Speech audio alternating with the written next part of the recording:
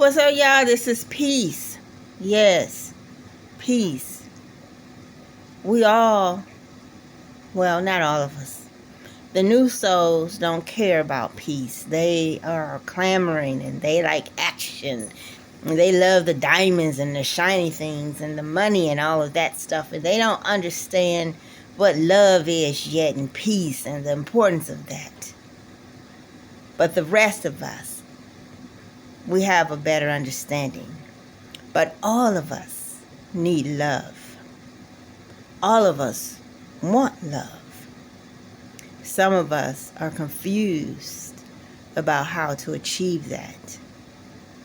In this time of great uncertainty, where we have leaders throughout the world who do not have the fortunate experience of truly growing up in love and having that quality of love inside of them. While we're going through this time, it's extremely critical that each of us practice loving ourselves and loving our neighbors. You see, on the political arena, the national and international level, we do not have a lot of control.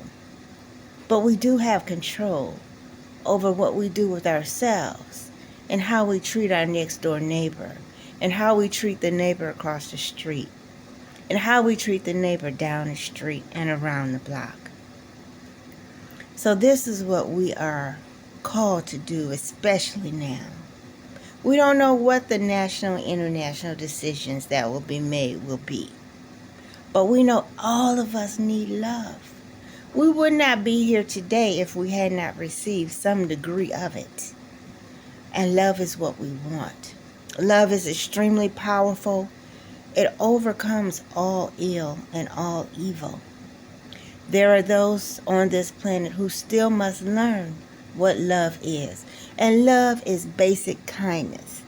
There are those on this planet who still must learn why love is crucial and critical.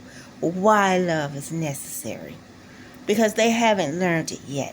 They only know about war. They only know about fighting, devastation and destruction, money and diamonds and materialistic things.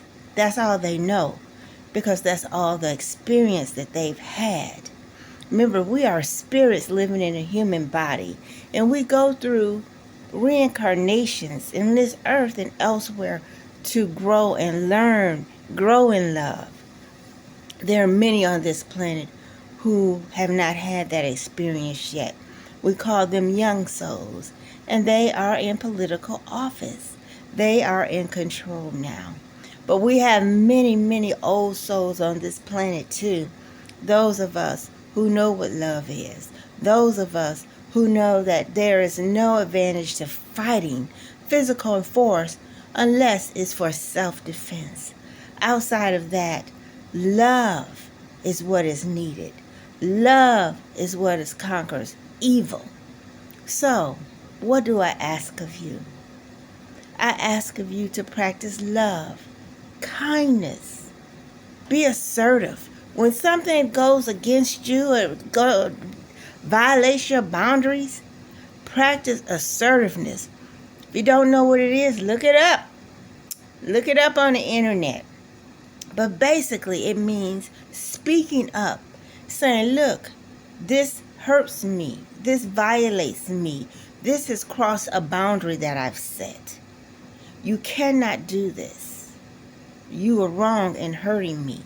I will not allow you to do this. So you have to speak up. Speak up first. Let them know what your boundary is if they cross it or threaten to cross it. And say, look, if you do this to me, then I will have to protect myself, because I'm not going to allow you to harm me. Or if you speak to me with disrespect, then I will ignore you as if you don't exist. If you want my time, my attention, my company, then you must respect me and be kind to me, and I will return the same to you. For those who do not do that, then they do not have a right to be in your company. They have not earned it. And you don't have to show them any kind of special treatment. You can love with assertiveness. You don't have to be rude and evil and mean or unkind. No, no, no, no, no. Assertiveness is all that is needed. Now, if it comes to protecting yourself, your life, and your limb, then of course self-defense, always, always. But when when there's no physical danger, then use your mouth to speak. Use your hand to write and type. But when you speak and when you take action, make sure the motivating force behind it is love. Because you want, ultimately, the other person to know, look, I care about myself and I care about you too. That's why when I assert myself, I am not disrespecting you. I'm just letting you know what my boundaries are, and I will respect your boundaries too. That is what this is about. The 1960s, late 1960s, with the flower power movement, the flower children and all of that, they grew quickly in love. They learned what love is. They grew quickly, and so they were opposed to violence and war and materialism because they knew, hey, the human being comes first. The human being is what is important, not that shiny or object over there or that big old building or house over there or all this money. No, it's about the human spirit. They were blessed. They were fortunate enough. And as crazy as it sounds, they learned this through experimenting with those psychedelic drugs because it removed those blockages. And so they experienced love. The spirit realm opened up to them, and so they experienced all of this beauty and this joy, and so they grew. And so then they were like, "Oh no, we don't want to fight. What we want to fight for? We don't want to kill and murder and dismember. No, no, no. We want peace. And we can share. There's enough we can share. We can learn how. We can plant. We can grow. Don't nobody have to starve." Don't nobody have to be without house and home. And we certainly not going to go over to another country and kill people just so that we can have something by taking away from them. It's about love, baby. So if you are afraid now, use that energy and turn it into love. Speak love and speak up for yourself. Don't let anyone cross you, disrespect you.